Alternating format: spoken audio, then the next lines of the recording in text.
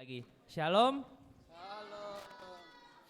Pada pagi hari ini kita akan bersama-sama untuk berbakti menyembah Tuhan. Sebelum memulai ibadah pada pagi hari ini, saya mau mengingatkan kepada jemaat sekalian yang membawa telepon genggam untuk dapat dimasukkan ke mode silent atau mode getar terlebih dahulu supaya tidak mengganggu jalannya ibadah kita pada pagi hari ini. Mari kita bersama-sama berdiri untuk menerima panggilan berbakti pada pagi hari ini. Diambil dari Mazmur 134 ayat 1 sampai 2. Mari pujilah Tuhan, hai semua hamba Tuhan yang datang melayani di rumah Tuhan pada waktu malam.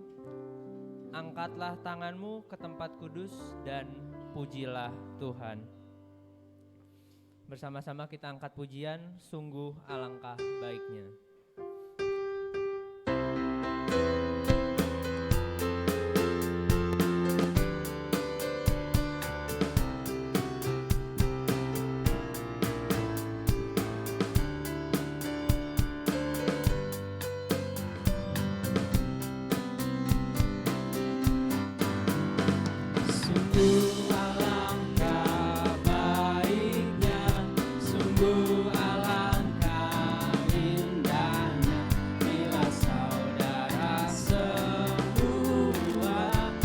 Rukun bersama, sungguh alangkah baiknya, sungguh alangkah indahnya bila saudara semua hidup rukun bersama, seperti minyak di kepala Harun yang kejagu dan jubahnya turun, seperti embun yang dari Hermon mengalir ke bukit Sion. Sebab kesanalah Allah meminta agar berkat-berkat-Nya tercurah serta memberikan anugerah untuk selama-lamanya. Sungguh alangkah baiknya, sungguh alangkah indahnya bila saudara semua hidup rukun bersama. Sungguh alangkah baiknya, sungguh alangkah indahnya bila saudara semua hidup rukun bersama, seperti minyak di kepala Harun yang kejagung dan jubahnya turun, seperti embun yang dari Hermon mengalir ke bukit Sion. Sebab kesanalah Allah meminta agar berkat-berkat-Nya tercurah serta memberikan anugerah untuk selama-lamanya. Mari kita bersatu dalam doa pembukaan. Tuhan Allah Bapa kami yang bertahta dalam kerajaan surga, puji dan syukur kalau Engkau boleh mengumpulkan umat-Mu bersama-sama pada pagi hari ini untuk memuji dan menyembah-Mu, bersyukur untuk semua berkat yang telah Engkau berikan selama seminggu ini. Tuhan, pada pagi hari ini juga Engkau boleh berikan kami kesempatan untuk bersama-sama menutup sekolah Injil liburan yang boleh terlaksana selama beberapa hari ini di gereja-Mu. Tuhan, kiranya Engkau berkati jalannya ibadah kami ini dari awal, pertengahan hingga akhirnya nanti. Semoga semuanya sesuai dengan kehendak-Mu saja. Dalam nama Tuhan Yesus kami naikkan doa ini. Amin. Jemaat masih tetap berdiri.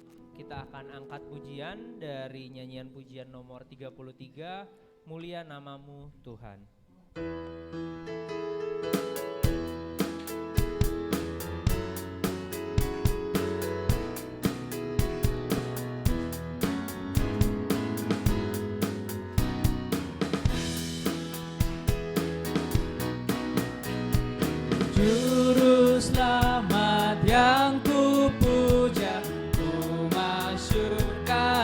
kasih-Mu, Maha Kudus, Maha Kuasa, Maha mulia nama-Mu.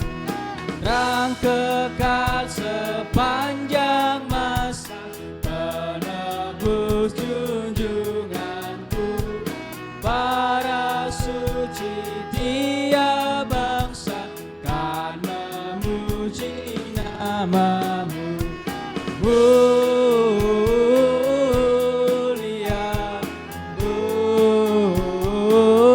mulia, mulia nama-Mu Tuhan. Mulia, mulia, mulia nama-Mu Tuhan. Dari tahta yang surgawi, dari tata yang surgawi sampai salib Golgota, rela Kau turun dan mati bagi orang berdosa. Ya Tuhan Juru Selamatku, datang bersemayamlah, pimpinlah kerajaan-Mu sampai selama-lamanya. Mulia, mulia, mulia nama-Mu Tuhan. Mulia,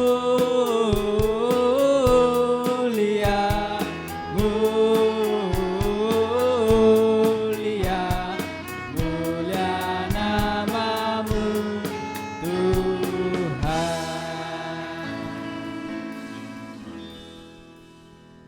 kita akan masuk kepada pembacaan Alkitab pada pagi hari ini, diambil dari Kisah Para Rasul pasalnya yang ke-8, ayatnya yang ke-26 sampai 40.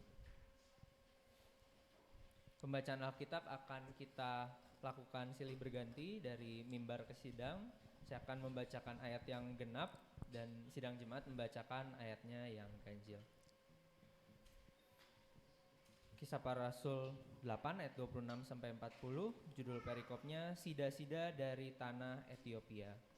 Kemudian berkatalah seorang malaikat Tuhan kepada Filipus, katanya, "Bangunlah dan berangkatlah ke sebelah selatan menurut jalan yang turun dari Yerusalem ke Gaza. Jalan itu jalan yang sunyi." Lalu berkata Filipus adalah seorang Etiopia, seorang sida-sida, pembesar dan kepala pembendaharaan Sri Kandake, ratu negeri Etiopia, yang pergi ke Yerusalem untuk beribadah. Sekarang orang itu sedang dalam perjalanan pulang dan duduk dalam keretanya sambil membaca kitab Nabi Yesaya. Lalu kata Roh kepada Filipus, "Pergilah ke situ dan dekatilah kereta itu." Filipus segera ke situ dan mendengar sida-sida itu sedang membaca kitab Nabi Yesaya. Kata Filipus, "Mengertikah Tuan apa yang Tuan baca itu?" Jawabnya, "Bagaimanakah aku dapat mengerti kalau tidak ada yang membimbing aku?" Lalu ia meminta Filipus naik dan duduk di sampingnya. Nas yang dibacanya itu berbunyi seperti berikut. Seperti seekor domba ia dibawa ke pembantaian, dan seperti anak domba yang keluh di depan orang yang menggunting bulunya, demikianlah ia tidak membuka mulutnya. Dalam kehinaan-Nya berlangsunglah hukumannya. Siapakah yang akan menceritakan asal-usulnya? Sebab nyawanya diambil dari bumi. Maka kata sida-sida itu kepada Filipus, "Aku bertanya kepadamu tentang siapakah Nabi berkata demikian, tentang dirinya sendiri atau tentang orang lain?" Maka mulailah Filipus berbicara dan bertolak dari nas itu. Ia memberitakan Injil Yesus kepadanya. Mereka melanjutkan perjalanan mereka dan tiba di suatu tempat yang ada air. Lalu kata sida-sida itu, "Lihat, di situ ada air. Apakah halangannya jika aku dibaptis?" Sahut Filipus, "Jika Tuhan percaya dengan segenap hati, boleh," jawabnya. "Aku percaya bahwa Yesus Kristus adalah Anak Allah." Lalu orang Etiopia itu menyuruh menghentikan kereta itu dan keduanya turun ke dalam air, baik Filipus maupun sida-sida itu, dan Filipus membaptis dia. Dan setelah mereka keluar dari air, Roh Tuhan tiba-tiba melarikan Filipus, dan sida-sida itu tidak melihatnya lagi. Ia meneruskan perjalanannya dengan sukacita. Tetapi ternyata Filipus ada di Asdod. Ia berjalan melalui daerah itu dan memberitakan Injil di semua kota sampai ia tiba di Kaisarea. Berbahagialah setiap kita yang mendengarkan dan membaca firman Tuhan. Sedang jemaat dipersilakan duduk kembali.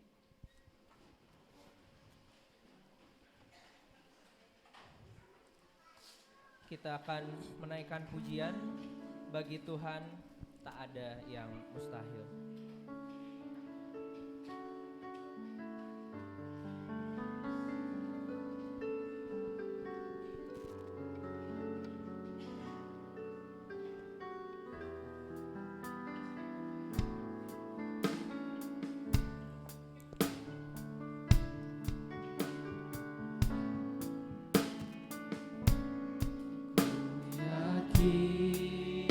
Saat kau berfirman, ku menang. Saat kau mencipta hidupku, hanya ditentukan oleh perkataan.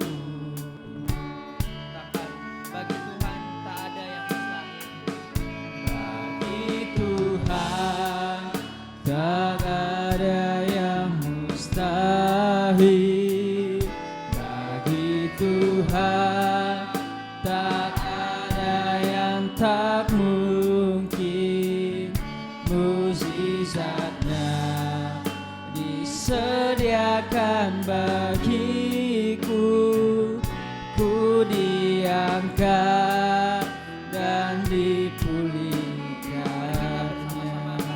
Sekali lagi dengan sikap berdoa. Ku yakin saat kau berfirman, ku menang saat bertindak. Hidupku hanya ditentukan oleh perkataanmu.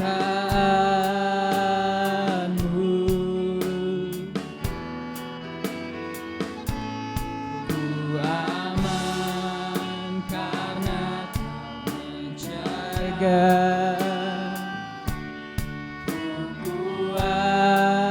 Karena kau menopang hidupku, hanya ditentukan oleh kuasa-Mu.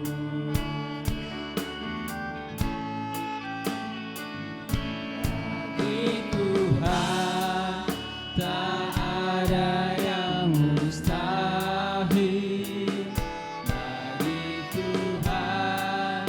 Tak ada yang tak mungkin. mujizatnya disediakan bagiku. Ku diangkat dan dipulihkan. Katakan sekali lagi, bagi Tuhan tak ada yang mustahil. Bagi Tuhan tak ada yang mustahil. Bagi Tuhan tak ada yang tak mungkin. Mujizatnya disediakan bagiku.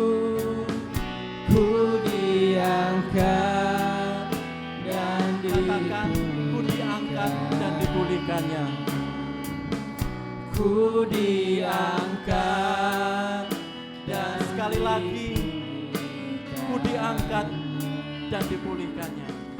Ku diangkat dan dipulihkannya. Musik setengah suara, mari kita bersapaat, merendahkan hati di hadapannya, mensyukuri setiap karya Allah yang sudah nyata dalam hidup kami. Kami hadir di sini karena kekuatan dan karena pertolongan Engkau. Terima kasih Tuhan. Mungkin banyak hal yang kami perjuangkan, kami pergumulkan. Bagi rencana kami, kekuatan kami terbatas.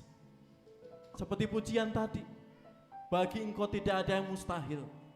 Engkau akan menopang, terus memberi kekuatan, solusi bagi setiap umat-Mu, anak-anak-Mu yang datang kerendahan hati dan berserah kepada Engkau. Karena itu Tuhan, dengan rasa syukur kami Engkau berikan keberanian berserah kepadamu. Terus kami berserah. Kami menyerahkan saudara-saudara kami, anak-anak-Mu yang saat ini terus dalam proses pemulihan kesehatan yang sempurna. Puji Tuhan, Kau beri kekuatan baik Bapak Effendi, Pak Riko, Bu Kasiman, sehingga dalam menjalani proses pemulihan kesehatannya boleh ia rasakan, sehingga boleh merasakan aktivitas memulai pekerjaannya. Terus tambahkan seperti kesehatan semula. Kami juga terus serahkan Ibu Pipin dalam proses kemo untuk beberapa minggu ke depan. Mungkin juga proses pemulihan kesehatan Bapak Yonatan, keluarga besar Diakon Mardoyo. Mungkin ada anak-anak-Mu yang lain Tuhan, yang hari ini fisiknya terganggu. Jamah dan sembuhkan. Dalam Yesus Kristus, segala sesuatu yang tidak mungkin akan Engkau mungkinkan. Kami juga serahkan Tuhan setiap orang tua. Kami mensyukuri anak-anak kami dalam proses belajar, boleh mengakhiri semester ini dan libur semester. Kami mensyukuri karya Tuhan. Engkau berikan hikmat kekuatan pada setiap orang tua, berkat-berkat sehingga bisa mensupport pendidikan putra-putrinya juga cucunya. Kami serahkan pekerjaan setiap orang tua yang akan melanjutkan proses studi lebih lanjut. Melalui pekerjaan dan doa dan usaha, anak-anak dibekali ilmu yang cukup untuk menyiapkan masa depannya. Kami yakin dengan doa putra-putri dan semua orang tua, Kau berikan pekerjaan dan berkat, dana yang cukup untuk melanjutkan studi putra-putrinya, baik ke jenjang SD, SMP, SMA, terlebih perguruan tinggi. Berikan kekuatan dan semangat mereka. Juga anak-Mu muda-mudi Tuhan, untuk menempuh jenjang dan pergumulan-pergumulan hidupnya, baik pekerjaan, juga pelayanan, juga keberadaan teman hidupnya. Kami serahkan mereka ke tangan kuasa Tuhan. Terkhusus minggu ini Tuhan, 11 utusan gereja yang akan berangkat ke Surabaya untuk ikut IBYC Persekutuan Pemuda Remaja Nasional Umat Baptis. Berkatilah Tuhan dana yang dibutuhkan, para pembicara, panitia, dan semua peserta semakin dibekali, semakin bertumbuh, baik imannya, wawasannya, sehingga menjadi pemuda remaja yang tangguh di dalam Engkau, yang siap berjuang, yang siap memuliakan nama Tuhan, dan hidupnya selalu Engkau berkati. Bapa yang makasih, kami menserahkan semua kaum muda remaja di gerejamu ini ke tangan kuasa Engkau. Kami juga mensyukuri boleh melakukan sil dari hari Jumat, Sabtu, bahkan mengakhiri pada hari ini. Terima kasih, Kau berkati para guru, para orang tua, sehingga mengantarkan putra-putrinya, juga murid-murid sekolah minggu, sehingga pengalaman selama 3 hari betul-betul dengan tema gali kebenaran dan temukan, menemukan Yesus Kristus, semakin kokoh, kuat imannya, pengetahuannya di dalam Engkau. Pada akhirnya kami menyerahkan bangsa dan negara kami. Terlebih pesta demokrasi Februari 2024. Dan sekarang KPU sedang mempersiapkan. Biarlah calon-calon yang akan terpilih memimpin negeri ini 5 tahun ke depan. Negara kami seperti cita-cita menjadi negara yang maju. Baik perekonomian, keadilan semakin ditegakkan, terlebih kesejahteraan bangsa dan negara kami, untuk anak-anak kami dan cucu kami. Inilah Tuhan doa dan seru kami. Semuanya kami persembahkan di dalam pribadi agung kami, Yesus Kristus, Allah dan sumber berkat hidup kami. Amin.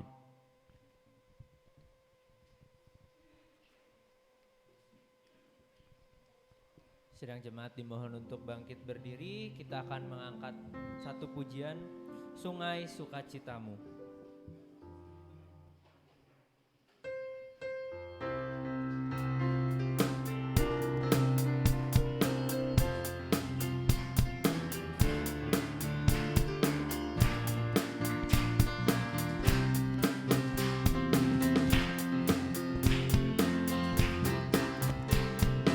Sungai sukacitamu mengalir dalamku. Yes, yes, yes. Anggur sukacitamu melimpah dalamku. Ku menari dan bersuka, pujimu di setiap waktu. Sebab sungai sukacitamu ada dalam. Kita pujikan sekali lagi, Sungai Sukacitamu. Sungai sukacitamu mengalir dalamku. Yes, yes, yes, yes. Anggur sukacitamu melimpah dalamku. Ku menari dan bersuka, pujimu di setiap waktu. Sebab sungai sukacitamu ada dalammu. Mengalir bersamamu, mengalir bersamamu, bersuka di dalammu, mengikutimu Tuhan dalam kegerakanmu, melayanimu Tuhan di dalam sukacitamu. Sebab hanya Tuhan yang membuat sukacitaku penuh. mari kita angkat sekali lagi. Sungai sukacitamu mengalir dalamku. Yes, yes, yes, yes. Anggur sukacitamu melimpah dalamku. Ku menari dan bersuka, pujimu di setiap waktu. sebab sungai sukacitamu ada dalamku, mengalir bersamamu, bersuka di dalammu, mengikutimu Tuhan dalam kegerakanmu, melayanimu Tuhan di dalam sukacitamu, sebab hanya Tuhan yang membuat sukacitaku penuh. Hanya Tuhan yang membuat sukacitaku penuh. Sidang jemaat dipersilahkan duduk kembali. Tiba saatnya kita mengembalikan persembahan dan persepuluhan kepada Tuhan yang akan dilayani oleh keluarga Ibu Sagio.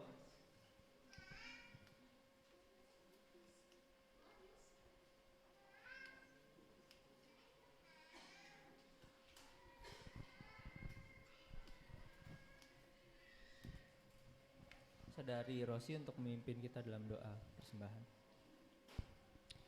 Baik, mari bersatu dalam doa. Tuhan Yesus, Allah Bapa yang baik, selamat pagi ya Tuhan. Terima kasih Engkau telah memimpin kami dari awal ibadah sampai hari ini. Kami bisa ibadah kembali bersama-sama di sini ya Tuhan Yesus. Dan saat ini kami akan mengembalikan persembahan kepadamu ya Tuhan. Kiranya Engkau memberkati persembahan kami agar berkenan di hadapan-Mu. Tuhan Yesus, kami naikkan doa dan juga ucapan syukur kami. Terima kasih Tuhan, haleluya, amin.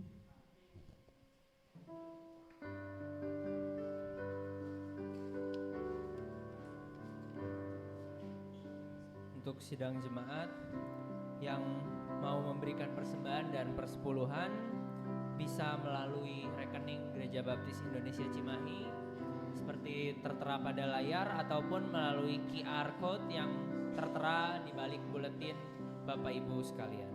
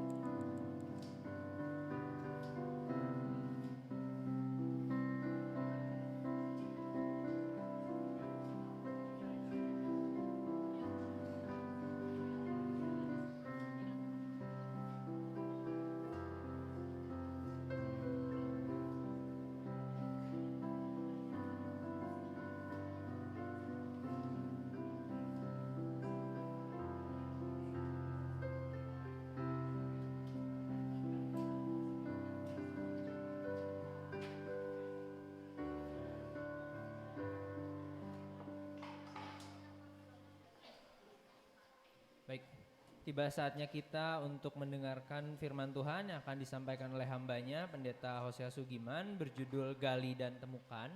Namun sebelum itu kita akan disiapkan dengan persembahan pujian dari adik-adik sekolah minggu yang mengikuti sekolah Injil liburan. Dipersilahkan.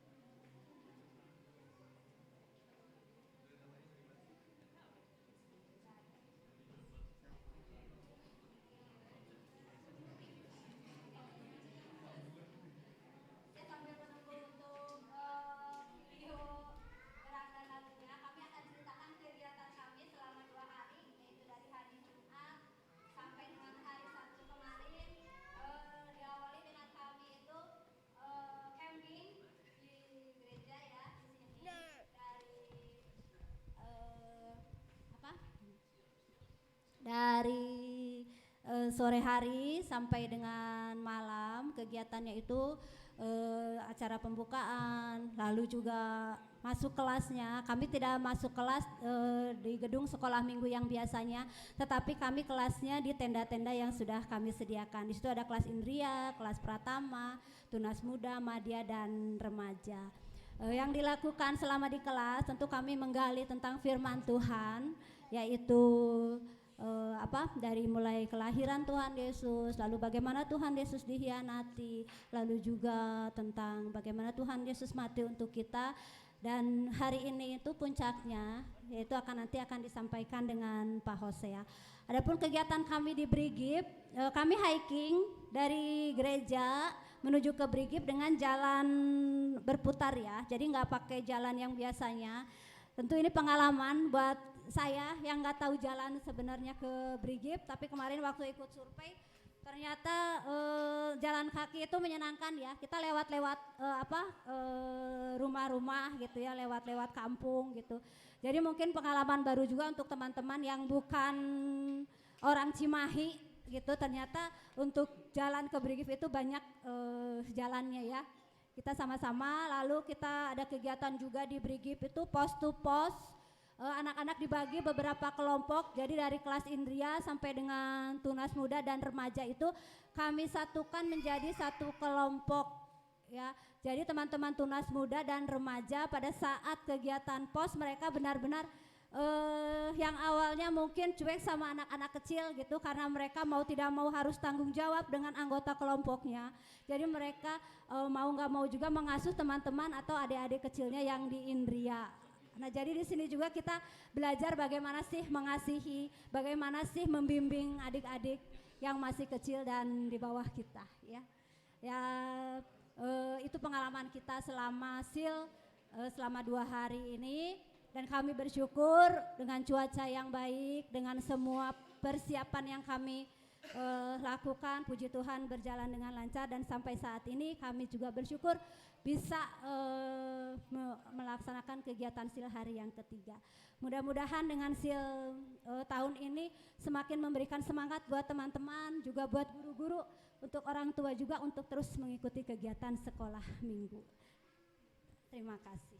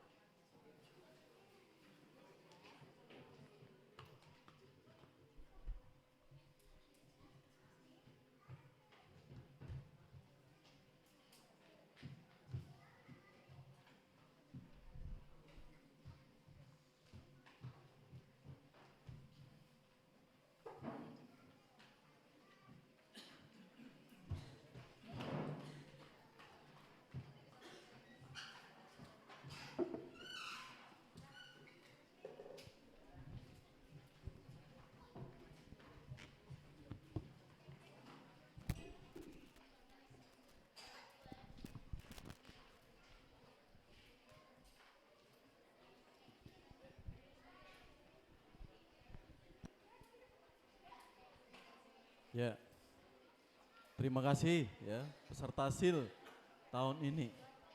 Ya, terutama guru-gurunya ya, yang sudah mempersiapkan.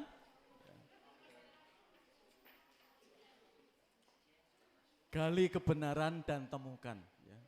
Temanya gali dan temukan. Itu SIL tahun ini. Terima kasih sekali lagi guru-guru, juga orang tua ya, yang sudah mengantarkan putra-putrinya, juga alas di tenda ya, semuanya disiapkan, juga kerjasama guru-guru sama orang tua. Makasih. Anak kita menemukan kebenaran ya di dalam Tuhan. Karena saat api unggun kemarin, mereka menulis komitmennya, ya, mengakui segala kekurangan, kesalahannya, ditulis, lalu didoakan, sehingga mereka, anak-anak kita, semuanya hidup bertumbuh di dalam Tuhan. Gali dan temukan, itu yang kita renungkan. Ya. Anak-anak ya kurang lebih 15 menit ya, bisa bertahan ya pantatnya ya, bisa ya? Ya, sehingga tetap di dalam. Ya. Karena anak-anak itu harus bisa menyesuaikan bahasa kita gitu ya, mata kita, komunikasi kita, sehingga ibadah hari ini betul-betul hidup, enggak ada yang tidur, amin. Termasuk anak-anak, amin. Meskipun sebagian sudah di luar ya. Ya. Mari kita berdoa sebelum belajar firman Tuhan hari ini. Kepada Yesus Kristus, Allah yang kami puja, kami sembah. Dan kami minta di dalam kuasa Roh Kudus, apa yang akan kami lihat, kami dengar, kami renungkan. Allah boleh berbicara sehingga firman-Mu hari ini semakin kami bertumbuh. Pengenalan kami, hidup kami di hadapan Engkau. Terima kasih Tuhan. Ke tangan kuasa Yesus Kristus kami naikkan doa ini. Amin. Gali dan temukan. Ini mengarah bagaimana kita diajar untuk menggali firman Tuhan. Hari terakhir itu diambil dari Kisah Para Rasul 8, 25 sampai 26 sampai 40. Bagaimana menggali kebenaran dan menemukan. Dan orang yang berusaha menggali itu mengaku percaya Yesus Kristus adalah Tuhan. Kita akan melihat ya, keberadaan sida-sida dari Ethiopia. Ya, seperti apa usahanya? Mari kita lihat ayat 26-27. Kemudian berkatalah seorang malaikat Tuhan kepada Filipus, katanya, bangunlah dan berangkatlah ke sebelah selatan menurut jalan yang turun dari Yerusalem ke Gaza. Jalan itu jalan yang sunyi. Lalu berangkatlah Filipus, adalah seorang Ethiopia, seorang sida-sida, pembesar dan kepala perbendaharaan Sri Kandake, ratu negeri Ethiopia yang pergi ke Yerusalem untuk beribadah. Sida-sida dari Ethiopia itu seorang proselit, seorang proselyt itu non-Yahudi tapi beragama Yahudi. Ya. Orang itu disebut proselyt. Asalnya di luar Yahudi tapi penganut agama Yahudi, itu proselyt. Asalnya jelas ya, dari Ethiopia. Dan pekerjaannya bukan kaleng-kaleng, tapi seorang pejabat yang mempunyai kedudukan disebut ya, seorang sida-sida pembesar dan kepala perbendaharaan Sri Kandake, ratu negeri Ethiopia. Semua yang mengurus keperluan kerajaan, terlebih keperluan sang ratu itu, diberi wewenang kepada sida-sida itu. Umumnya kalau di luar Yahudi, seorang sida-sida itu dikebiri. Sehingga nafsunya kepada lawan jenis, terlebih melihat kecantikan ratu, tidak tergoda. Nanti kita lihat dampaknya. Tapi yang jelas sida-sida ini ya, dari Ethiopia sini seorang proselyt dan mempunyai jabatan yang tinggi di kerajaan Ethiopia saat itu. Mari kita lihat seperti apa sida-sida dari Ethiopia ini menggali, mencari kebenaran. Lanjut. Usaha sida-sida mencari Allah. Mereka pergi ke Yerusalem. Jadi sida-sida itu karena disebut proselyt tadi, orang non-Yahudi tapi beragama Yahudi, kan ingin mengetahui kebenaran. Mereka mungkin sudah belajar kitab-kitab perjanjian lama, 10 hukum Allah. Karena itu dia ada kerinduan pergi ke Yerusalem. Karena Yerusalem saat itu menjadi kiblat umat Yahudi. Meskipun seorang proselyt non-Yahudi dan jauh dari Ethiopia, ada usaha, mau berusaha pergi ke Yerusalem ini enggak mudah. Bayangkan saudara kita, ya, yang dapat tiket standar, nabungnya 5 tahun, 10 tahun, baru bisa naik pesawat lalu ke Mekah. Karena bagian ibadahnya. Mungkin makan aja susah gitu ya, masyarakat gitu. Ya, tapi ditabung, sehingga dapat tiket naik haji. Meskipun nunggu 5 tahun dan bisa nabung, kadang ada lebih ya. Ada usahanya ingin menemukan Allahnya. Sida-sida juga ada usaha Bapak Ibu. Pergi ke Yerusalem untuk beribadah. Lanjut. Kalau Anda lihat peta di sini, ya, itu Ethiopia seperti itu. Ya, Mesir, bawahnya Mesir itu ada Sudan, lalu Ethiopia. Ya, saya cari di Google kurang lebih jaraknya itu. Ya, 2.504 kilometer. Naik kereta. Ingin mendapatkan, ingin mengamalkan keyakinannya. Seakan-akan sudah lengkap kalau sudah ke Yerusalem. Itu untuk menemukan kebenaran, sehingga lebih sempurna. Kalau orang itu sudah rukun 1 oke, rukun 2 oke, rukun 3 oke, rukun 4 oke, rukun 5 kalau ingin sempurna. Naik gaji kalaupun mampu. Kiblat saat itu Yerusalem. Sida-sida ini ingin ke sana, ada upaya.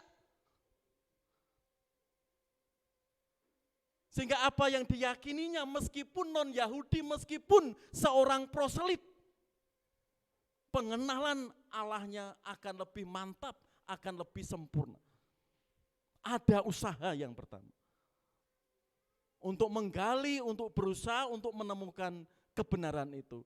Melangkah, pergi, meninggalkan negaranya, dan ke Ethiopia. Lanjut. Kedua, dilarang masuk ke bait Allah. Bayangkan, sudah mungkin bertahun-tahun mendambakan itu, ya.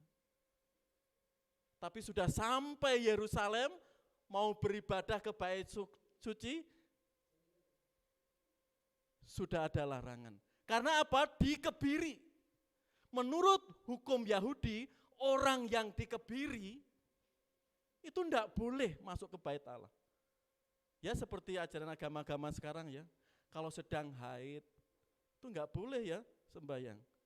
Kalau kentut itu pun batal, harus wudu lagi. Hal-hal yang lahiriah ditekankan supaya benar-benar kudus. Enggak secara hati tapi fisiknya juga bersih. Ini sudah ada niat, mungkin bertahun-tahun ingin pergi ke Yerusalem. Tapi keberadaannya, melihat larangan non-Yahudi apalagi dikebiri mau masuk ke bait Allah, susah.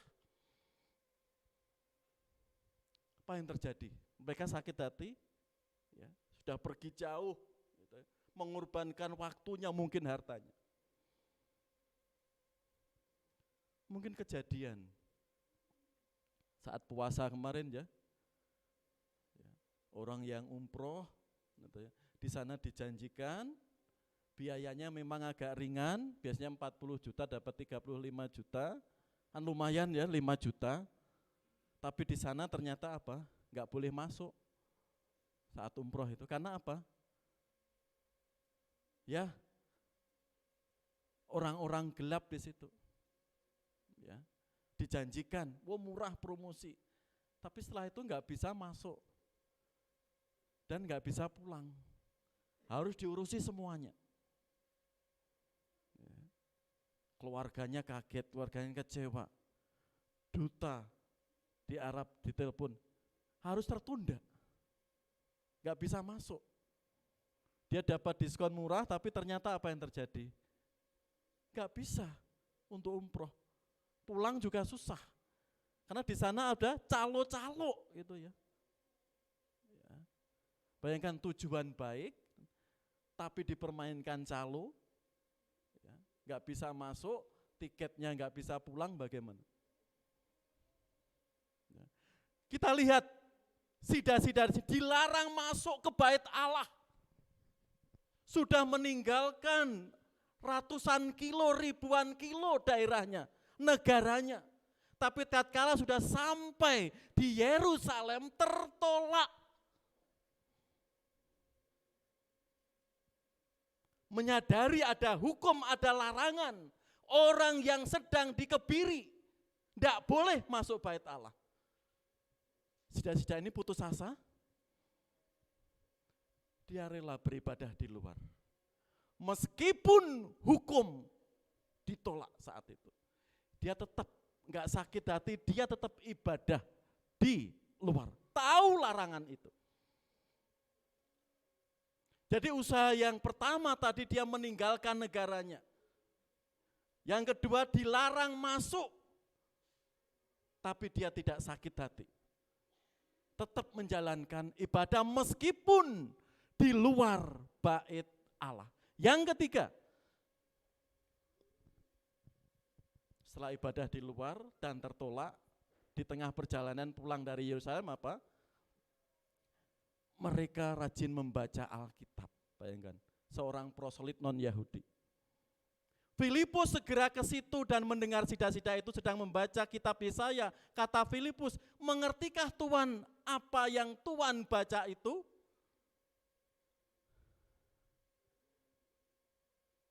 Dia seorang yang terkenal, berkecukupan, punya jabatan. Tapi untuk menemukan kebenaran, meskipun sedang ditolak, enggak bisa masuk bait Allah.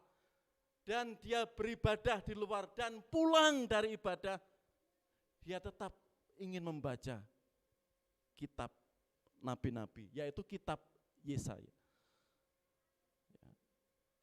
Kata Filipus, mengertikah Tuhan apa yang Tuhan baca?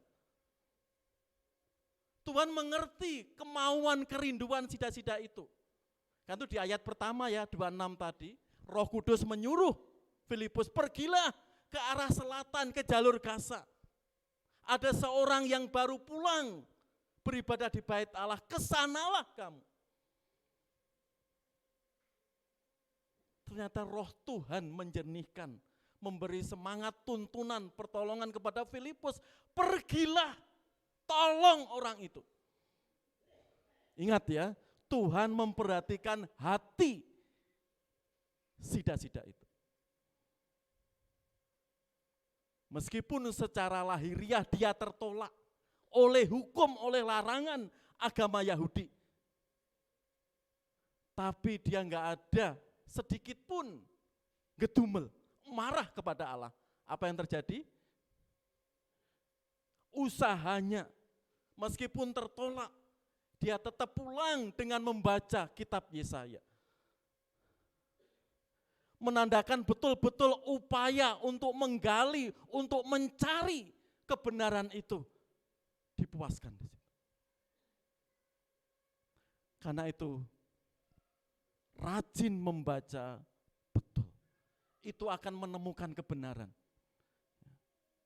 Kalau orang Kristen malas membaca Alkitab, Bapak Ibu, malas belajar Alkitab, nanti kekristenannya naif. Seperti orang buta. Tadi saya sharingkan di sekolah minggu dewasa, kalau orang Kristen pengenalnya akan Alkitab itu nol, gak pernah menggali saudara, naif. Kalau Albert Einstein berkata, iman tanpa perbuatan, iman atau beragama tanpa pengetahuan itu ibarat orang buta.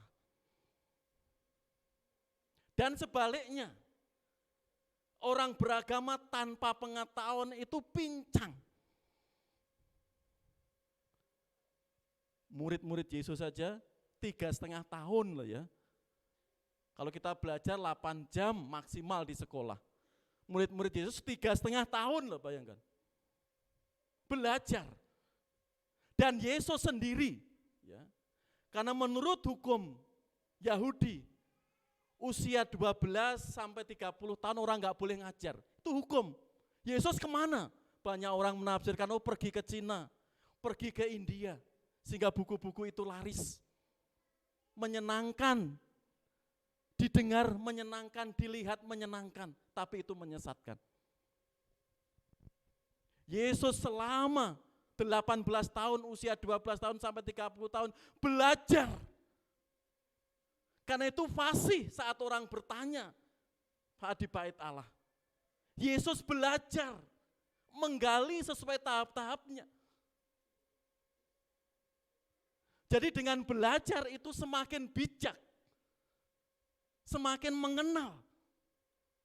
Ingat, saya pernah menulis di Suara Baptis ya, tahun 97 atau 96 itu. Saat booming di situ. Oh, Yesus pergi ke India oleh Anand Krishna itu. Saya menulis di Suara Baptis. Apakah betul pendapat mereka itu? Setelah digali dan dipelajari apa? Semuanya itu salah. Meskipun buku itu di Gramedia sangat digemari. Laris sekali. Tapi tidak sesuai teks konteks Yahudi itu. Yesus fasih menjawab bukan karena dia anak Allah.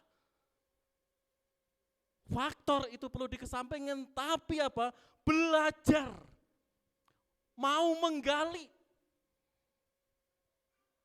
Di sini saudara, rajin membaca Alkitab. Itu poin yang luar biasa untuk kita menemukan kebenaran. Kalau kita nol pengetahuan Alkitabnya, mudah terombang-ambing oleh ajaran yang aneh-aneh di dunia itu. Terlebih ajaran teologi kemakmuran yang sedang membuat angin surga orang Kristen. Di gereja itu seperti pil ekstasi.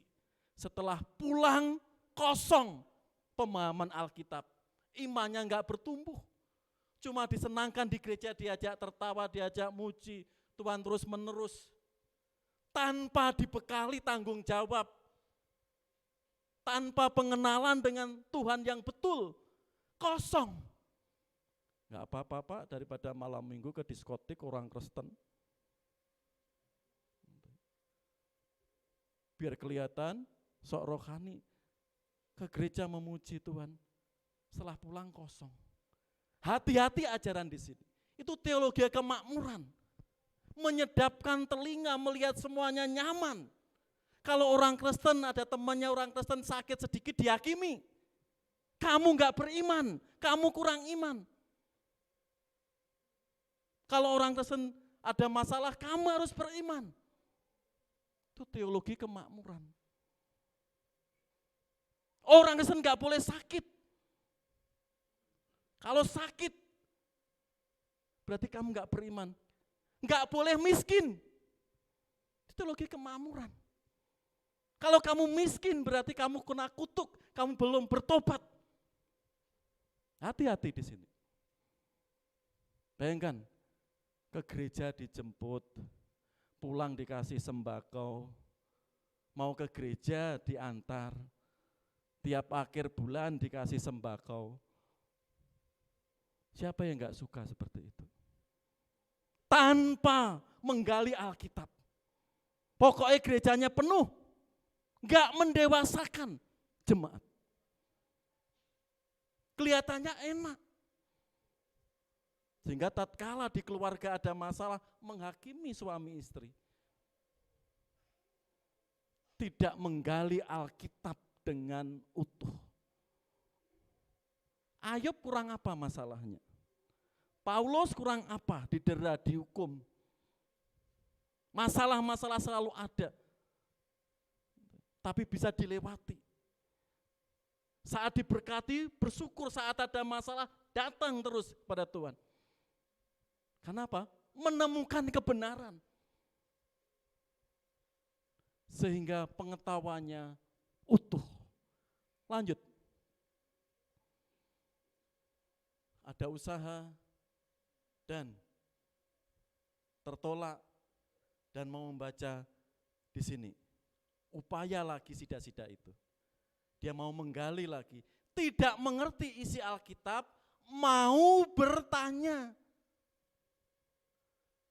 Ya, perhatikan di situ. Maka kata sida-sida itu kepada Filipus, aku bertanya kepadamu tentang siapakah nabi, berkata demikian tentang dirinya sendiri atau tentang orang lain. Ini ada seorang di kitab Yesaya, ada seorang diberangus, dia seperti domba. Membela pun tidak bisa. Nyawanya terambil di bumi. Ini tentang siapa?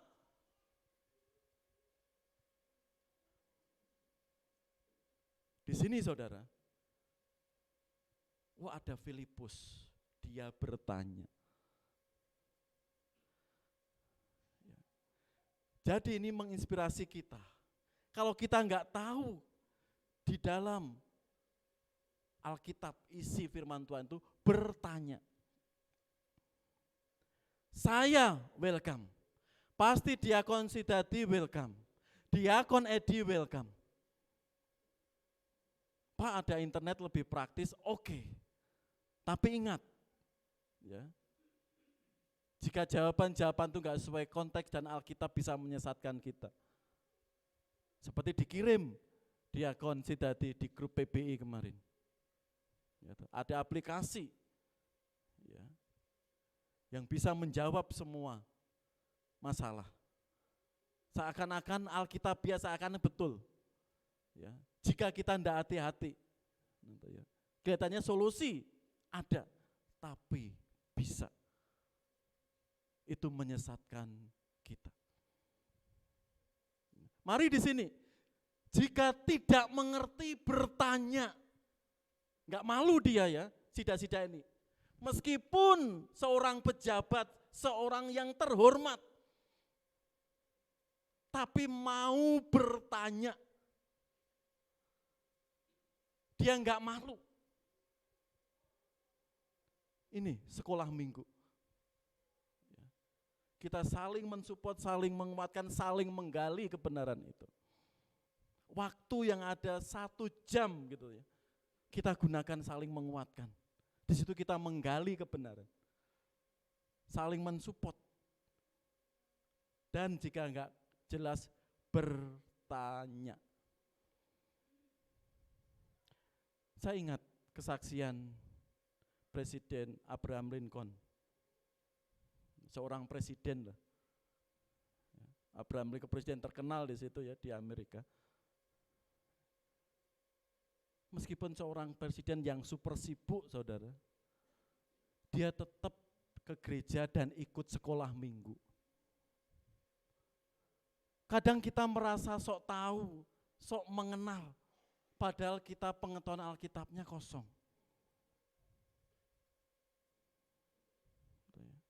Sebutkan 4 Injil. Surat Efesus, Ibrani. Padahal kita sudah bertahun-tahun mengikut Kristus. Menggali kebenaran. 4 kitab Injil. Sebutkan. Anak sekolah minggu, kitab Perjanjian Baru pertama kali ditulis kitab apa? Saya Pak, apa?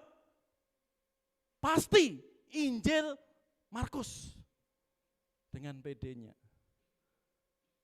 Kalau kita mau menggali, meskipun itu runtut di Injil, di kitab Perjanjian Baru, Matius, Markus, Lukas dan sebagainya,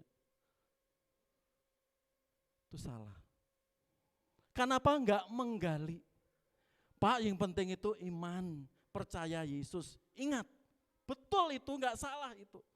Tapi tanpa diimbangi pengenalan kita akan Tuhan, kita nanti memperkosa Alkitab itu. Tatkala kenyataan firman Tuhan dan apa yang kita alami berlawanan, kita bisa memberontak, kita bisa menyalahkan Tuhan. Hati-hati di sini. Tidak mengerti bertanya. Sehingga itu lengkap pemahaman kita di dalam Alkitab itu. Berikutnya. Rendah hati. Meskipun sudah dipelajari, dia tetap rendah hati. Mereka melanjutkan perjalanan mereka dan tiba di suatu tempat yang ada air. Lalu kata sida-sida itu, lihat, di situ ada air. Apakah halangannya jika aku dibaptis? Ini permohonan yang rendah hati loh ya. Banyak orang belajar teologi, tapi enggak pernah sekolah minggu. Tahu, tapi enggak ada sikap rendah hati. Perkataannya nyeklit terus, memancing orang manas terus. Sikap rendah hati. Lihat di situ ada air, Filipus. Apakah halangannya jika aku dibaptis? Kan sudah dijelaskan tadi. Dan bertanya. Oh, aku sudah percaya. Bagaimana ini? Akhirnya apa yang terjadi? Sida-sida itu ada sikap rendah hati. Mau bertanya. Ini hal yang luar biasa. Sikap rendah hati. Kadang di dalam hidup kita sudah merasa Kristen bertahun-tahun, sudah belajar di teologi, tapi untuk menggali firman Tuhan merasa sudah cukup. Ini salah besar. Sehingga pengetahuan kita dangkal di situ. Kalau pengetahuan kita dangkal, tahulah ya. Sehingga kita tidak bijak menyikapi tantangan hidup sekarang ini. Lanjut. Terakhir. Ya. Ini contoh-contoh yang rendah hati. Ya. Iman perempuan Sirofenisia di sini. Sikap rendah hati luar biasa. Ya. Masalahnya apa wanita itu? Anaknya kerasukan roh jahat. Mungkin sudah berusaha bertahun-tahun. Ke tabib, ke dukun, ke dokter saat itu. Tapi saat datang kepada Yesus, Yesus cuekin. Murid-muridnya sudah suruh pergi Tuhan. Suruh pergi guru. Yesus terus mencuekin wanita itu. Aku hanya diutus domba-dombaku di Israel. Yesus menguji wanita itu. Apakah sakit hati wanita itu? Kami gak layak melayani, kami khusus untuk Israel, kami itu perempuan Fenisia di luar Yahudi. Aku diutus di sini. Betul Tuhan, saya wanita yang kotor, wanita yang jahat, non Yahudi. Betul Tuhan, anjing makan di rempah-rempah itu. Sayalah Tuhan yang makan di rempah-rempah itu. Meskipun para muridnya cuek, suruh mengusir, tapi wanita itu tetap. Karena imanmu. Anakmu sembuh, betul, anak yang kerasukan roh itu sembuh. Karena imanmu. Murid Yesus mencueki, diabaikan awalnya, tapi dia menyadari posisinya. Terlebih di sini, Kiai Sadrak di sini, untuk menemukan kebenaran. Ini penginjil tanah Jawa. Pak Robert, penginjil tanah Batak siapa Pak Robert? Rasul tanah Batak siapa? Iya, no mention ya. Pak Tobing ya, no mention. Ini Rasul tanah Jawa. Romencel tanah Nias siapa Tri? Mana Tri? Sama, no mention. Tanah Kalimantan mana Mas Luis? Catherine. Wo refrain. Jeffrey, Jeffrey. Wong Jawa Jeffrey. Jeffrey. Iya. Setiap daerah itu ada rasulnya. Ini mungkin Pak Parjo, nenek moyangnya kenal Yesus ini. Gereja Kiai Sadrak pertama gitu ya, di Purworejo, Jawa Tengah. Rasul tanah Jawa. Sebagian Jawa mengenal Kristus karena kiai di sini.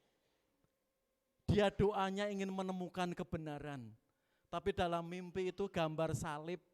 Gambar salib itu agamanya wong Londo saat itu. Dan identik wong Kristen. Kok seperti itu? Mungkin dia bertolak tapi dia tetap berusaha menemukan kebenaran itu. Akhirnya diskusi dengan pendeta, dengan orang-orang Kristen, dengan misionaris. Dia enggak malu. Akhirnya menemukan kebenaran. Ada upaya untuk menggali dan menemukan kebenaran itu. Ialah Kiai Sadrak. Kalau Bapak Ibu melihat bukunya itu sebal gini. Ya, penginjil Rasul di tanah Jawa. Ya. Mungkin saat ini lebih praktis lihat bagaimana tanah Jawa dimenangkan. Ada rasul-rasul yang dipakai Tuhan luar biasa. Seperti Filipus tadi. Lanjut. Lalu sida-sida itu percaya Yesus dan rela dibaptis. Perhatikan. Enggak ada unsur paksaan dibaptis itu. Ya. Jika Tuhan percaya dengan segenap hati boleh. Jawabnya, aku percaya bahwa Yesus Kristus adalah anak Allah. Lalu orang Ethiopia itu menyuruh menghentikan kereta itu. Dan keduanya turun ke dalam air, baik Filipus maupun sida-sida itu. Dan Filipus membaptis dia. Ya. Filipus membaptis sida-sida yang sudah percaya itu. Memang persoalan besar, tantangan besar di era sekarang. Ya. Baptisan seumur hidup. Ya. Itu tanda, tapi keyakinan itu yang menyelamatkan, bukan baptisannya. Kadang orang terbalik-balik. Tujuan dibaptis supaya saya sempurna, tidak. Lalu setelah dibaptis sudah seenaknya. Lalu ke gereja A lagi, ke gereja B lagi, dibaptis. Ada masalah lagi, dibaptis. Masalah tantangan gereja saat ini.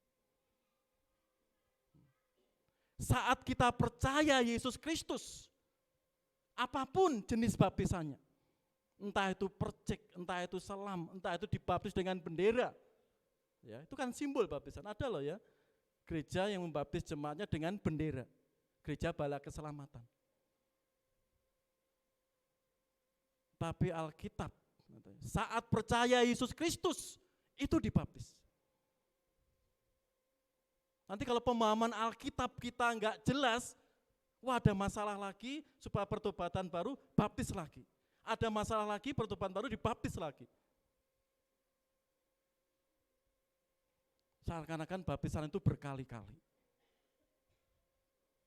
Di sini percaya Yesus dan rela dibaptis. Saat orang itu dibaptis apa? Roh Kudus sudah ada di dalamnya. Apalagi gereja aneh-aneh ya, ada baptis roh. Ya. Pernah ya saya paparkan di jam doa. Ya. Baptisan roh itu di Alkitab hanya 7. Yang 5 nubuatan Yohanes Pembaptis untuk hari Pentakosta. Yang kedua di gereja Korintus. Semuanya mengarah pengalaman orang rohani.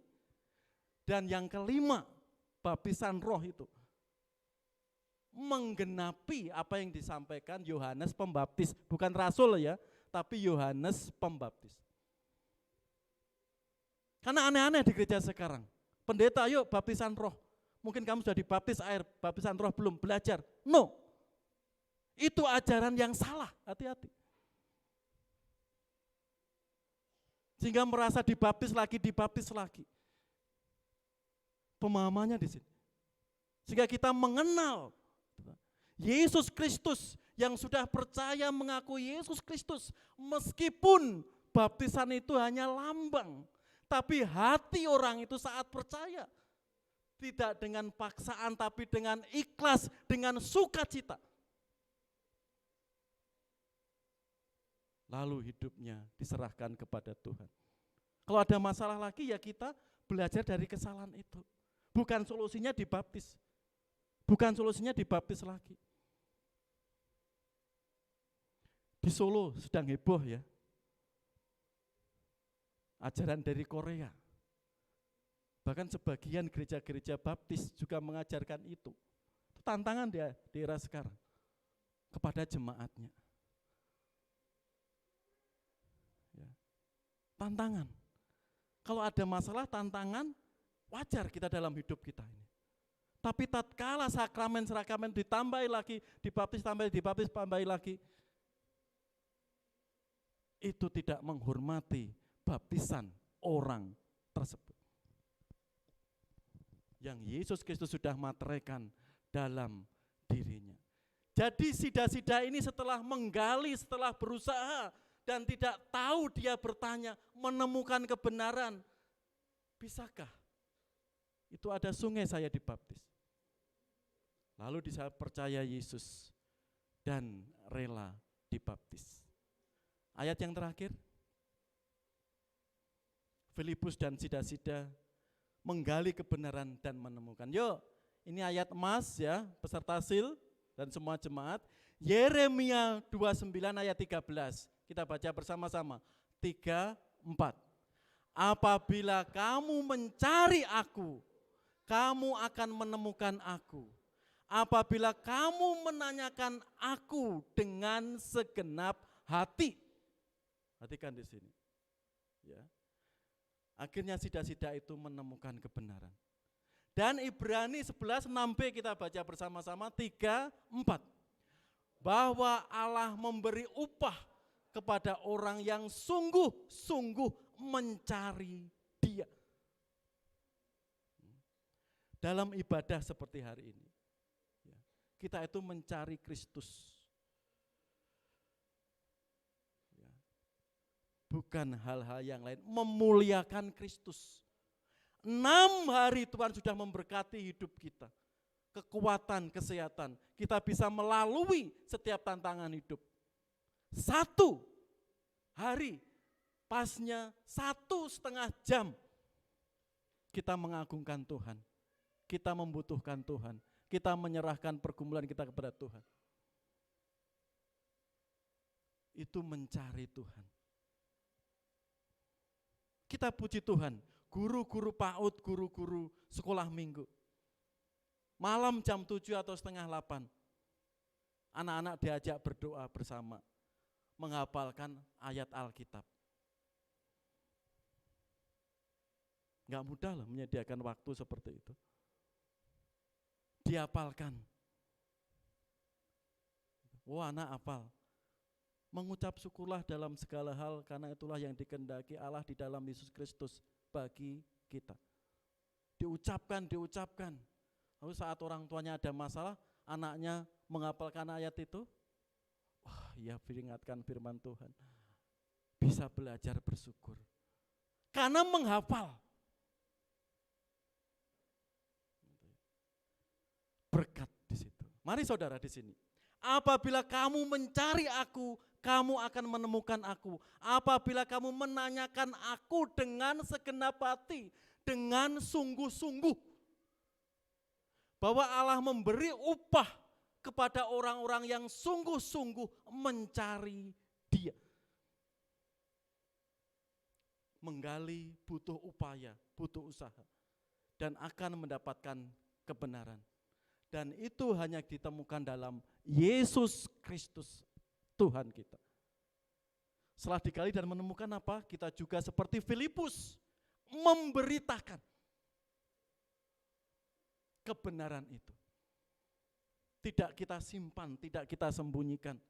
Tapi kebenaran di dalam Yesus Kristus itu kita saksikan, kita ceritakan. Pengalaman spiritual iman kita kepada Tuhan, kita ceritakan. Oh itu orang Kristen kok kuat ya. Diancam bosnya, minggu harus ke lembur, tapi dia tidak. Kok kuat ya?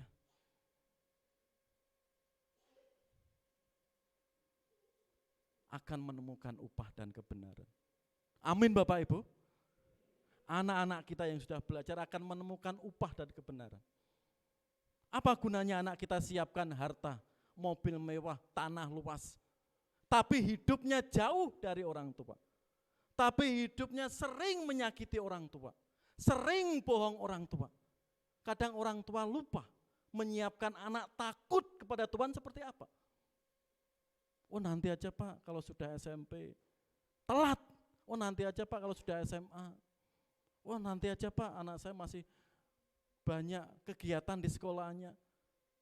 Orang tua kadang enggak peka di situ. Tatkala anak sudah SMA, lulus SMA, anak berontak melawan orang tua. Karena enggak peka sejak kecil, enggak takut akan Tuhan. Meskipun hartanya berlimpah-limpah. Tapi bapak atau orang tua enggak peka di sini. Wes anaknya di rumah belikan HP, belikan merek HP yang terbaru. Semua fasilitas internet dilengkapi, udah enggak cukup seperti itu. Anak butuh sosialisasi. Anak butuh pengetahuan yang betul. Ini tantangan orang tua. Saat ini dan ke depan. Mari kita terus mendorong anak-anak kita menggali kebenaran. Dengan takut akan Tuhan akan menghormati orang tua. Meskipun anak kita jauh, kita enggak terlalu khawatir. Karena anak kita lebih takut kepada Tuhan. Tapi kalau anak kita di rumah aja sering melawan gimana? Sering enggak taat gimana? Ya. Yang kelihatan orang tuanya aja sering dibohongi. Apalagi Allah Bapa yang enggak kelihatan. Bohongnya seperti apa? Ini tantangan kita semua sebagai orang tua kompleks. Kita doakan sekolah minggu di gereja kita semakin bertumbuh. Kita doakan guru-guru sekolah minggu, kaum muda, gitu ya. Kami mendorong bisa ikut sekolah minggu. Itu gurunya Diakon Sridati, Pak Tri Prasetyo yang banyak pengalaman dengan Tuhan. Tidak itu aja pengalaman menggali firman Tuhan, yuk ikut. Di situ orang tua doronglah kaum muda. Itu modal kita. Keluarga kita kuat, iman kita bertumbuh. Hanya itu. Siapa anak sekarang ini kalau kita suruh A, jawabnya B, karena semakin pinter. Gak pernah tanya, Pak, presiden kita sekarang ini siapa? Wakilnya siapa namanya? Anak gak pernah tanya seperti itu. Karena sudah canggih ininya, jarinya ini. Tanya ke Mbah Google. Gak ada interaksi. Wes pokoknya sangunya cukup, makannya cukup, harta setelah lulus, ada rumah, ada kerjaan. Tapi yang prinsip menghormati Tuhan, takut akan Tuhan kita sering lupa. Mari Bapak Ibu, kita bersyukur. Melalui sil di sini, kita didorong untuk menggali kebenaran. Kita belajar dari Sida-Sida. Upayanya luar biasa, menggali, menemukan Sang Juru Selamat itu. Sampai Allah menggerakkan Filipus, tolong mereka. Kalau hati kita betul-betul ada pertobatan, ada kerinduan Bapak Ibu, Tuhan akan memakai siapa saja, Tuhan akan menyuruh siapa saja. Tapi kalau hati kita kosong, gak ada niat, gak ada sungguh-sungguh mencari, ya udah. Kadang kita gak peka suara Tuhan. Justru suara Tuhan itu kita anggap angin lalu. Sehingga kita enggak menemukan kebenaran hidup sukacita di dalam Tuhan. Mari kita berdoa. Saya mengundang tim musik dan singer WL ke depan. Mari Bapak Ibu, apa yang sudah kita dengar, kita lihat hari ini. Kita menundukkan kepala. Terlebih hati kita di hadapan Tuhan, kita merendahkan diri.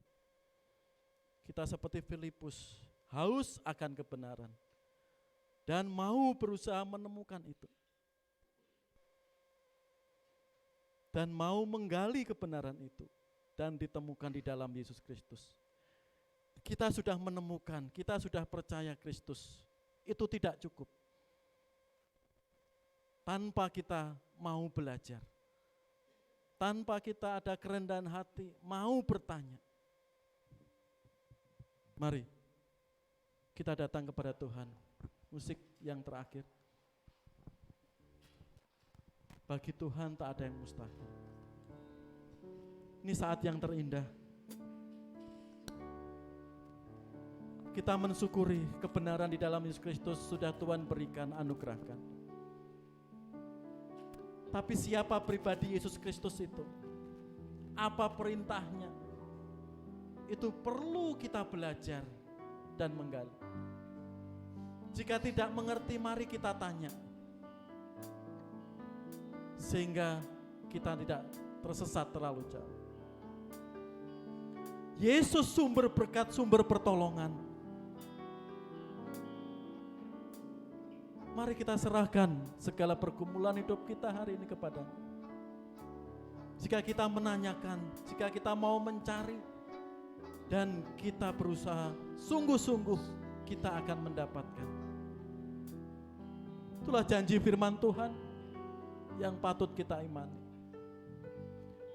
Dengan mencari sungguh-sungguh, di situ kita ada upah, ada berkat yang luar biasa, ada sukacita.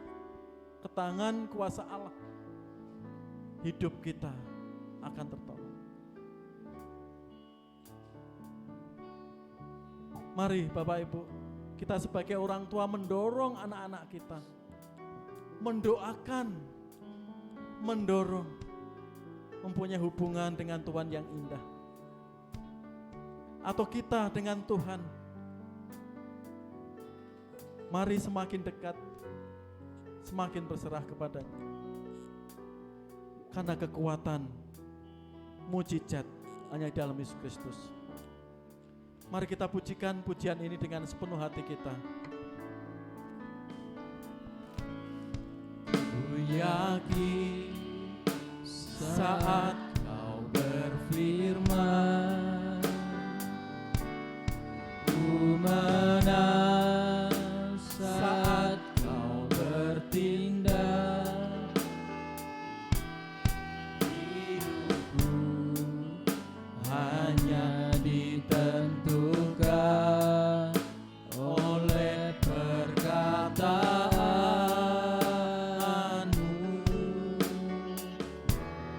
Katakan, ku aman karena kau menjaga Tuhan.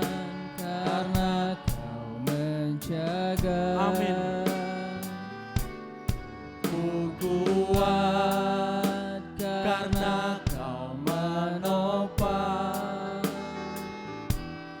hidupku, hanya ditentukan oleh kuasa-Mu. Bagi Tuhan tak ada yang mustahil. Bagi Tuhan tak ada yang mustahil. Bagi Tuhan tak ada yang tak Katakan, mungkin. mujizatnya disediakan bagiku. Mujizatnya disediakan bagiku. Ku diangkat dan dipulihkan. Dengan sepenuh hati bisa dinaikkan. Bagi Tuhan tidak ada yang mustahil. Bagi Tuhan tak ada yang mustahil. Bagi Tuhan tak ada yang tak mungkin.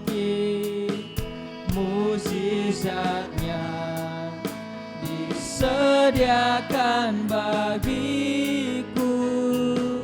Ku diangkat dan dipulihkan. Katakan, ku diangkat dan dipulihkannya. Ku diangkat dan dipulihkan. Sekali lagi, ku diangkat dan dipulihkannya. Ku diangkat dan dipulihkannya. Ini Tuhan kami jemaat-Mu. Ini Tuhan syafaat kami. Kami meyakini bagi Engkau tidak ada yang mustahil. Dan mujizat itu sedang terjadi dalam hidup kami. Sehingga mindset kami, hidup kami, keluarga kami, panggilan kami semakin indah di mata Engkau.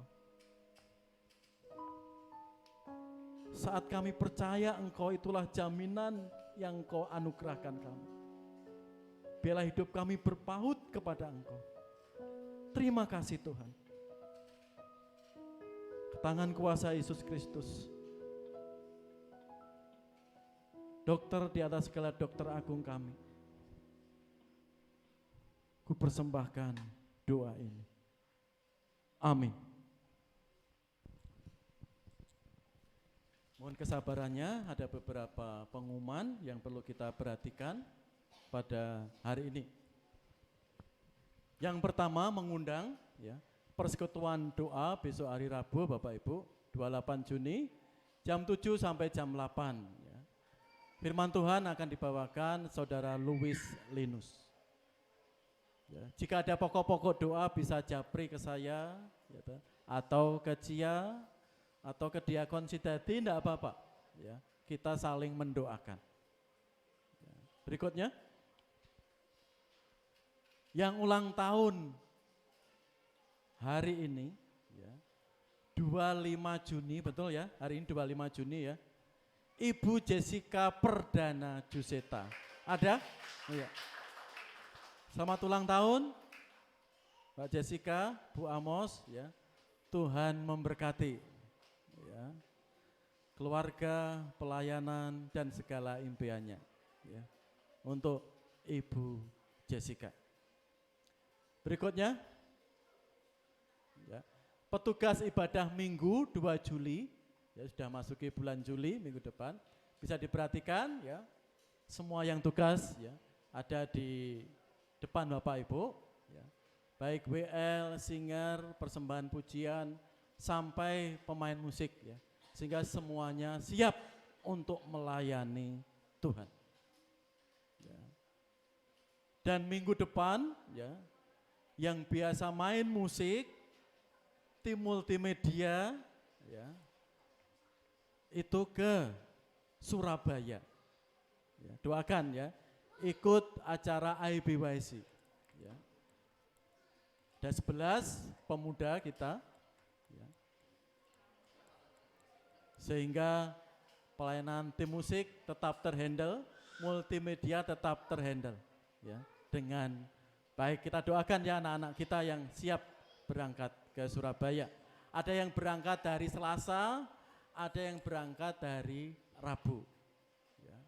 Pulangnya kebanyakan Minggu, selesai Sabtu. Ya. Ada yang pulang Sabtu, tapi anak-anak kita, pemuda remaja kita pulang Minggu. Ya, sebagian besar pulang Minggu. Beribadah dulu rencana di GPI Peniel, Surabaya, ya, dan mereka juga akan melayani, ya, untuk persembahan pujian. Ya. PKMB kita siap dan sudah saya infokan ke pendetanya. Ya. Di situ, ya, dipersiapkan Mbak Priska. Ya, ya, ya itu. Ada lagi tambahan pengumuman? Ya, habis ini kumpul, ya, yang ikut ke Surabaya. Ya, mungkin tekniknya gimana ya? Minta tolong Pak Rubet ya. Yang laki-laki itu ke Ciara Condong, yang wanita itu di stasiun Cimahi. Ya. Nanti minta tolong Pak Rubet ya, ngantarkan Gerin CS. Ya. Ya. Ke stasiun Kiara Condong. Ya.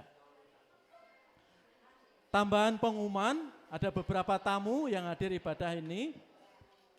Ini Romida Sianturi. Silakan berdiri. Ya. Terima kasih Li, terima kasih Ibu Rosida Sianturi. Ya. Tuhan berkati. Di lingkaran Lewi Gajah ya tinggalnya. Terima kasih sudah hadir ibadah, juga membawa putra putrinya sekolah minggu tadi. Tuhan berkati Bu. Nuwun. Berikutnya ada lagi Rian Setianto, silahkan berdiri. Ya, makasih. Dari Bandung ya, Cigadung ya. Cigadung Bandung. Terima kasih Mas Rian sudah hadir. Tuhan berkati. Cimahi bisa ikut beribadah lagi. Terima kasih. Berikutnya ada Saverius Halawa. Ada? Ya, silakan berdiri. Ya. Dari tinggal di mana ini belum tertulis. Tinggal di mana, Mas? Wah, di Pangaupan. Terima kasih Mas Saverius Halawa. Ya. Bisa hadir lagi ya, untuk beribadah di GPI Cimahi ini. Nuwun Mas. Ada lagi Niwati Halawa. Ada lagi? Niwati. Oh ya. Dari tinggal di mana? Oh, Pangaupan juga ya. Terima kasih Mbak Niwati Halawa. Tuhan berkati. Ya, bisa hadir lagi untuk minggu-minggu berikutnya. Sangat senang sekali. Ya. Berikutnya A. Ferdi Halawa. Mas Ferdi? Oh ya. Makasih Mas Ferdi Halawa, juga tinggal di Pangaupan ya. Makasih Mas. Tuhan berkati. Minggu berikutnya bisa hadir, sangat senang ya. Bisa beribadah hari ini. Ada lagi yang belum kami sebutkan? Ya. Makasih Bapak Ibu ya. Ini minggu-minggu liburan ya. Saudara kita, keluarga kita hari ini juga banyak ya yang liburan keluar kota. Ya. Karena masa liburan keluarga ya. Makasih. Makasih Uti sudah hadir ya. Semakin cantik, semakin semangat Uti ya, kelihatan semakin muda ya. Makasih Uti ya. Makasih Mbak Nila, Mbak Ripka ya. Makasih Tuhan berkati atas kehadirannya dalam ibadah minggu ini. Ya.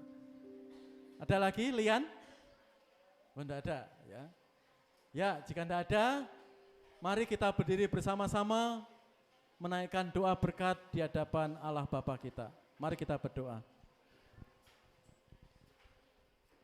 Kepada Allah Tritunggal yang kami puja, kami sembah, Allah Bapa, Allah Anak di dalam Yesus Kristus, dan Allah Roh Kudus.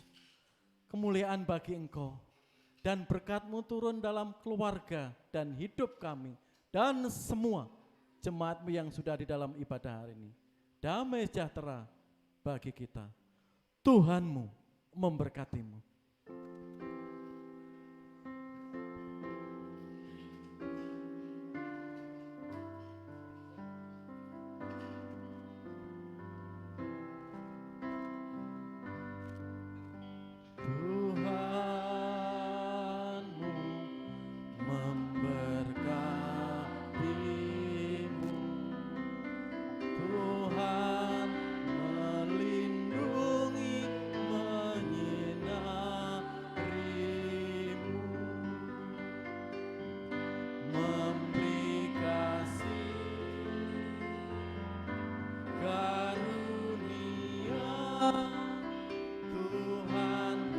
menyinarimu dengan wajahnya,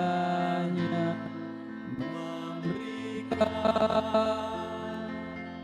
si karunia,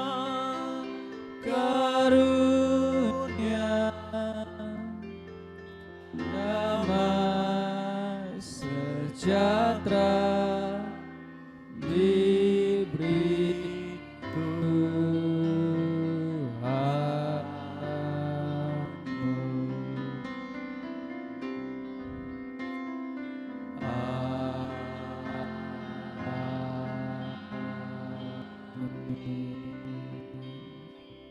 Silakan duduk sejenak, kita saat duduk sejenak sebelum saling memberikan salam.